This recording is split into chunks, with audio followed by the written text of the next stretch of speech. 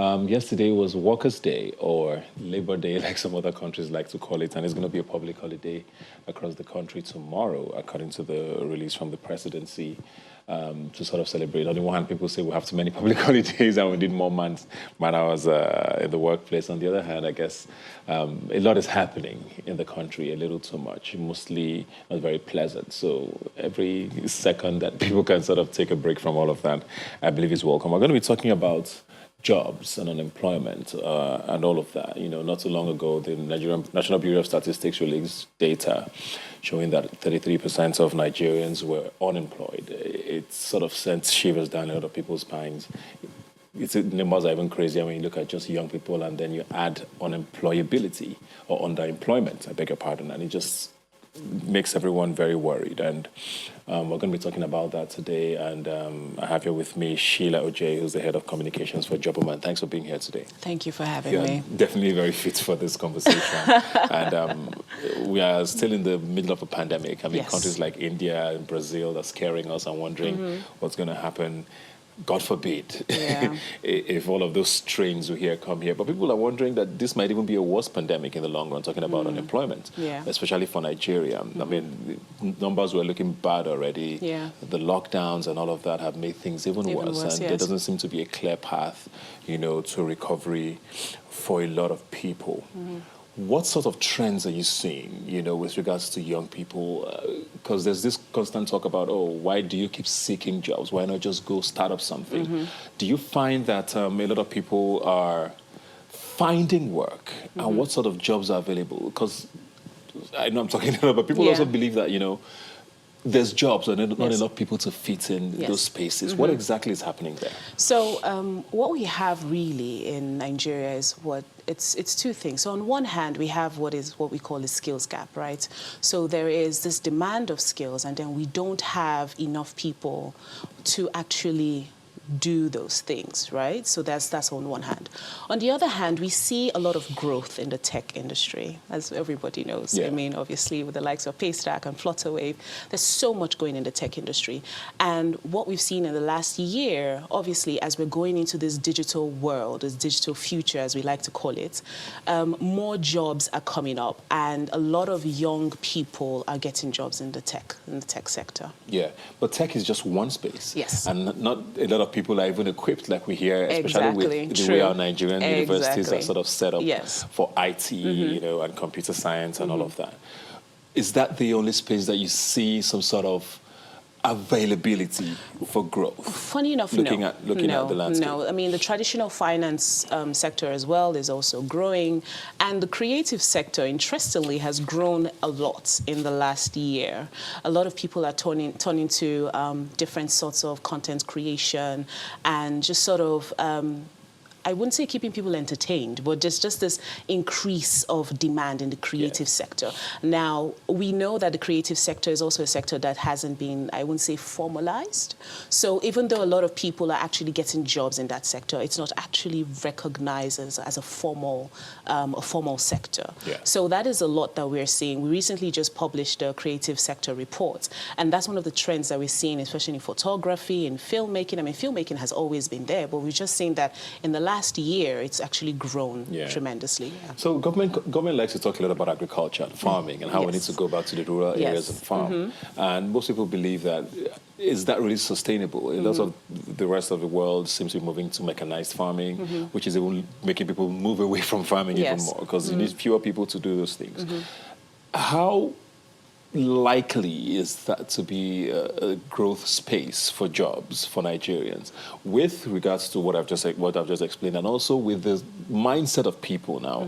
There's a huge sort of drive to the urban areas for young people. People want to live in cities. Yeah. Is that something that should be pursued, do you think? Well, to be honest, agriculture is a sector that we can't underestimate. Reason because we must eat. Yes. Right? For as long as we can, for as long as there's food in demand, it means that there's also growth. There's also opportunity for growth in agriculture. However, we need to stop thinking in the whole traditional way of agriculture and start looking more into the mechanized farming. And then when you also look at Nigeria, there's the southern part of Nigeria and then there's the northern part of Nigeria, right? A lot of times when you're in the south, we just have these assumptions that everywhere in Nigeria is the same. But in the north, you find that there's actually a lot of opportunities for growth. One, there is the population. There's also the land. There's also the demand as well for the labor in the north for just a traditional form of agriculture. However, just like I keep going back to tech, but however, mentioning tech, we find that we need to start looking at how we can make it better and how we can get more young people. To be honest, we all want to be in the urban areas. We all want to be in Lagos. But there's so much opportunities outside Lagos as well that young people need to explore, besides just being in urban areas. I'm going to come back to you because I want to explore that demand and supply conversation, both from those seeking jobs and those employing. But I'm joined now by Finn Toyo, who's the founder of Empower You Career Consulting, who's joining us via Skype. Finn, if you can hear me, like I said, the numbers are staggering. We're hearing something around 22 million Nigerians unemployed, just unemployed. If you look at the underemployment numbers, it goes up to about 30, 40, 50 million people. That is very scary for a lot of people. Is our focus on education? I know that's a very tricky conversation for a lot of people, versus skill. Is that a conversation we should start having now, and how do we go about that? Because some people believe that's probably the quickest way to start shifting, these numbers away from where we are now. Thanks, Ibuka. Fantastic question. I think it's actually twofold. First of all, we need to look at skills like you rightly mentioned, but also an understanding of how to actually step into the workplace. So I'll be honest and use myself as an example. I did my primary and secondary school here in Nigeria, and then I went to England for tertiary education. And something that's very vital when you're in university in England is that from day one, they're prepping you on how to get a job, how to build a CV, cover letter, how to network with people, and you're taught a lot of soft skills. But I find that that's missing in a lot of the institutions we have in Nigeria. So that's one way we need to look at it, is that we need to start preparing our graduates for a future after school, even while they're in university. And then secondly, let's talk about soft skills. Sometimes you go into the workplace and you find that fresh grads don't even know how to communicate. They don't know how to send emails. They don't know how to present. But if you look at higher institutions in the other worlds or in the other markets, you find that even students in secondary school are already presenting. So yes, there's education, but we need to be able to equip these young students and graduates with these skills, but also employability skills on how to get a job after school. I mean, you founded Empower You, and if going by the name, it sounds like you're very interested in sort of, equipping people. And now we're talking about, maybe sort of rejigging the educational system here to be more skills-based and empowering people. But we have a huge number of people who are out of school now, who have completely lost out of that opportunity, I want to believe. What do we do with those people now who are out of university, who are out of work? I mean, there was a tragic story that unfolded on social media a couple of days ago about someone who tweeted about looking for work. We're hearing stories now about her not being alive anymore, So it's very hard for people. How do we start to, fix that with those who are out now but don't seem to be equipped, but also need to work? Fantastic question. There are a couple of things that we can do. One thing that I really admire is what Jobaman already does, which is the soft skills training. And at Empower You as well, we're also teaching graduates and young professionals how to get jobs. That's one thing. Then the other thing is, how can we get these graduates and young professionals busy?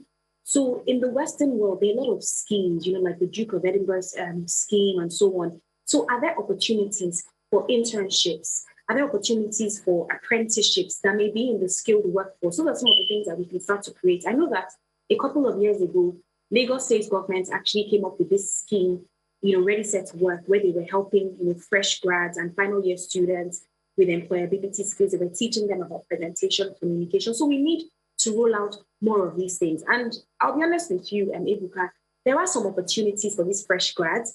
But as Sheila Oje already mentioned, sometimes there's that skills gap and that skills mismatch. So I think that once people come out of university, we then, because they haven't had that training yet, we then as, organizations like Jobberman and Empower You and even the government need to come together to start to help these students, training them and possibly placing them in institutions. There are a lot of institutions that are looking for fresh grads, interns, but a lot of the time they can't even find those people because when they put out vacancies and thousands of people apply, sometimes they're not able to get the right candidates. So that is something that we can do is how can we train these young professionals and then place them in rightful organizations where they can start to intern, start to become graduate management trainees. I think that's one thing. The other thing is possibly job creation. There are a lot of talented young people. As we mentioned in the creative space, some people are great at DJing, makeup, all of these creative, fantastic skills. We shouldn't undermine such professions. People make a fantastic living out of things like that. So not everyone is cut out for a 9-to-5. Some other people are blessed with other talents that, lie outside of the 9-to-5. And we should encourage them to be able to pursue such passions. And then for some other people, maybe other things like, tailoring, using their skills. So I think those are some of the things we can do.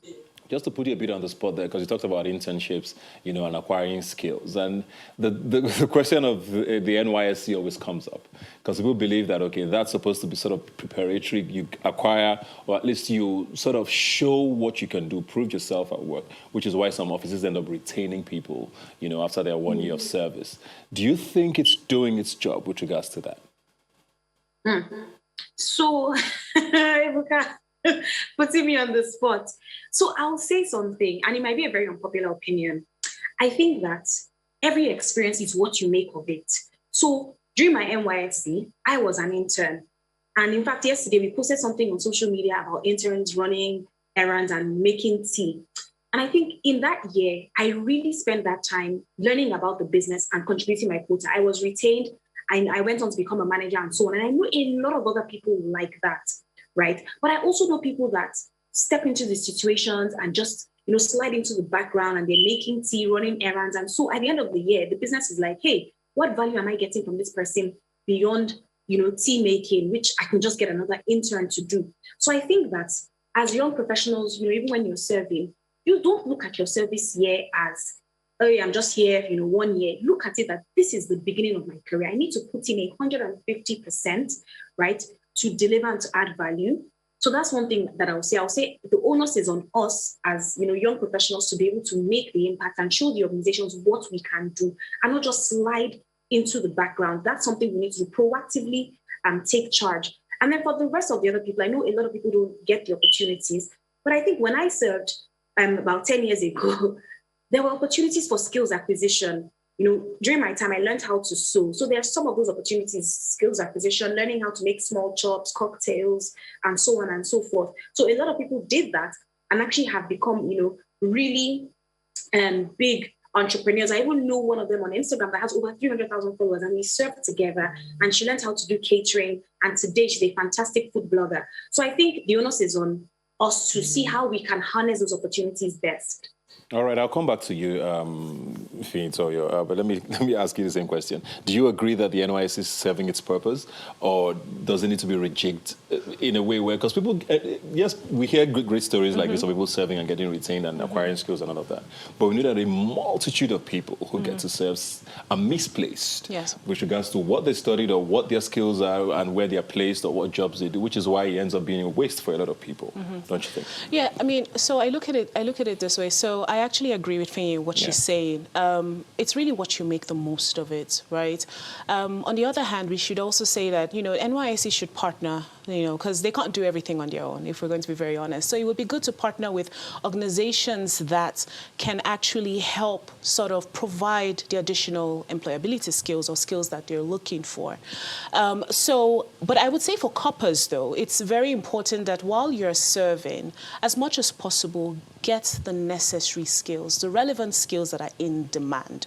Reason because you're going to finish from school, say for instance, like computer science keeps coming up, right? Say for instance, you get a degree in computer science. By the time you graduate and you have to go get a job, you will see that there's demands for, say, cloud engineering. You see there's demands for data analytics and things like that. You need to be able to use that 1 year to sort of like, upskill yourself, learn the necessary skills so that by the time you're done with NYSC, you know that you have the necessary skills that will get you into the door. Yeah. Okay, I was talking about demand and supply, and Yes. that was the question I wanted to know.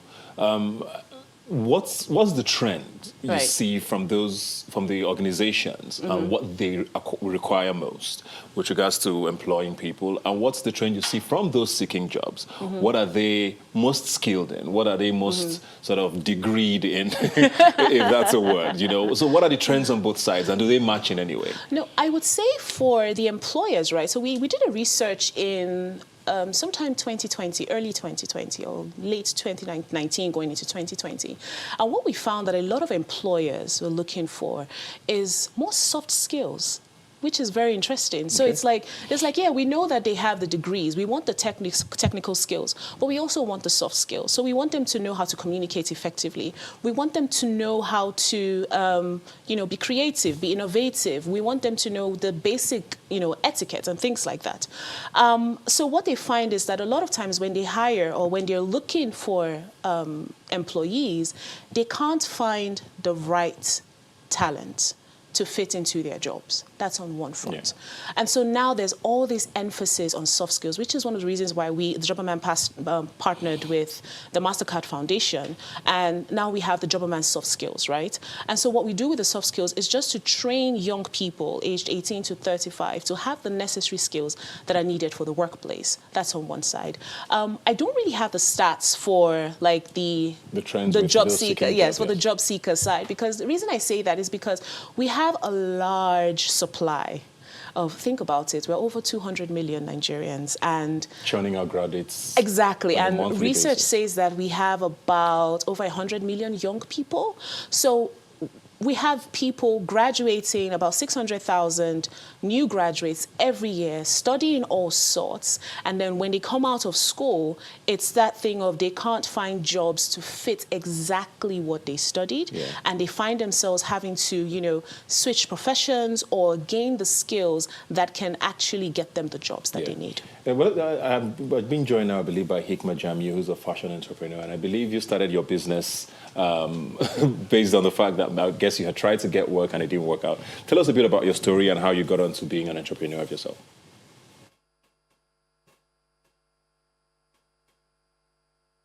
Okay, I guess Hikma's dropped off now. Okay, we'll reconnect with her when we can. I want to talk Gen Z and millennials now, because those are the core. When you talk about young people looking for work, I think it's based in that space.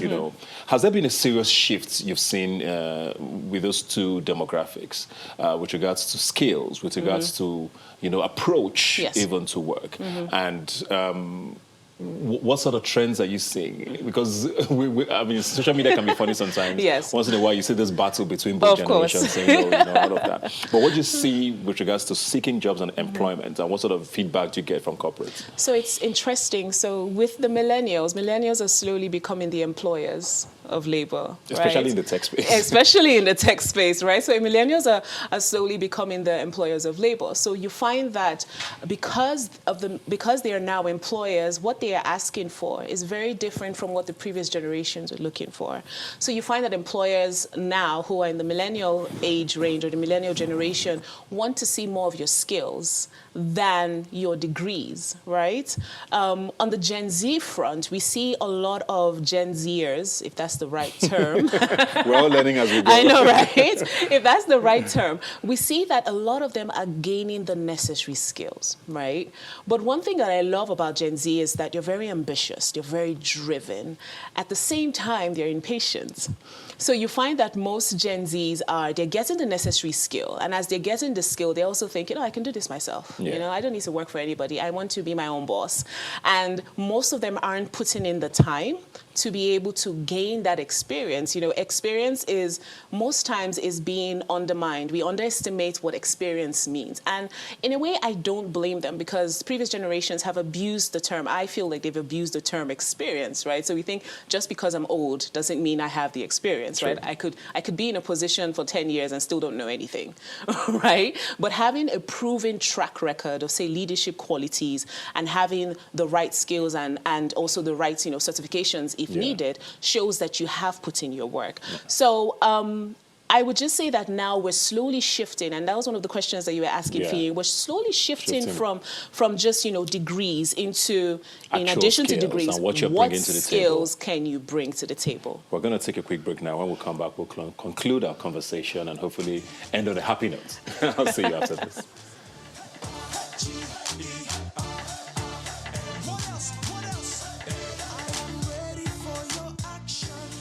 All right, welcome back. We're going to conclude our conversation now on the unemployment pandemic. Sheila Oche is still here with us. And I just want to wrap up, looking into the future. A lot of people say the trend is going to get even worse with the numbers because there's literally no clear-cut sort of policy or path that government has set out, to get us out of what is a complete mess now, which is why we're seeing insecurity rise across the country and all of that.